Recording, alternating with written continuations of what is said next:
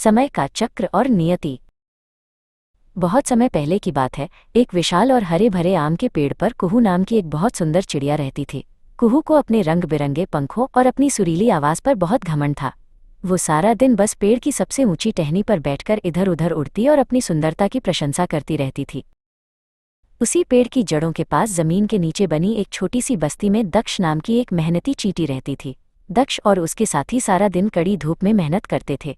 वे दूर दूर से अनाज के दाने चुनकर लाते और उन्हें अपनी बांबी घर में जमा करते थे। उनके लिए काम ही सबसे बड़ी पूजा थी। एक दोपहर जब कुहू टहनी पर आराम कर रही थी, उसने नीचे दक्ष को भारी दाना ले जाते देखा। कुहू खिलखिलाकर हंसी और बोली, ओ नन्हे दक्ष, तुम कितने मूर्ख हो। इतना सुंदर मौसम है, ठंडी हवा चल रही है और तुम इस धूल में पसीना बहा रहे हो। आओ, मेरी तरह जीवन का आनंद लो। दक्ष ने रुककर कुहू की ओर देखा और विनम्रता से कहा, कुहू दीदी, अभी समय अच्छा है, इसलिए हम आने वाले कठिन समय की तैयारी कर रहे हैं। जब सर्दियां आएंगी और चारों ओर बर्फ होगी तब भोजन मिलना मुश्किल हो जाएगा। हमें मेहनत करनी ही होगी। पास ही उसका मित्र बला भी एक बड़ा बीज ढकेल रहा था। कुहू ने उनकी बात अनसुनी कर दी। उसने अपने पंख फड़फड़ाए और आसमान में ऊंची उड़ान भरते हुए कहा, कल की चिंता में आज क्यों गंवाना। मेरे पास पंख है, मैं कहीं भी जाकर खाना ढूंढ सकती हूँ। वो गाती हुई बादलों की ओर निकल गई। उसने चींटियों की सलाह को पूरी तरह नजरअंदाज कर दिया। समय बीतता गया और अचानक मौसम बदल गया। कड़कड़ाती ठंड शुरू हो गई और आसमान से बर्फ गिरने लगी। पेड़ के सारे पत्ते झड़ गए और फल गायब हो गए। कुहू अब बहुत कमजोर हो गई थी।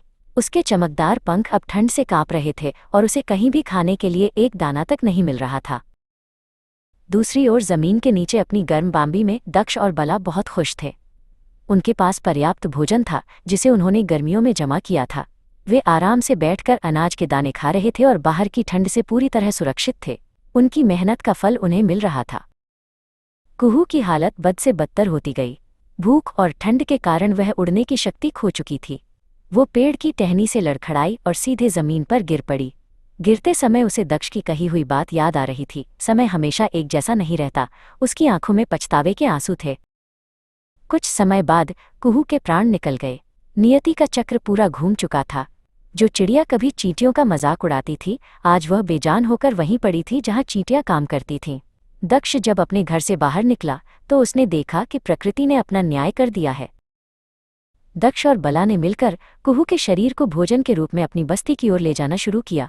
जो चिड़िया कभी चींटियों को तुच्छ समझती थी, आज वही उनके अस्तित्व का आधार बन गई थी। समय का चक्र सत्य है, जो आज ऊपर है वो कल नीचे हो सकता है। इसलिए मेहनत और विनम्रता ही जीवन के असली गुण हैं।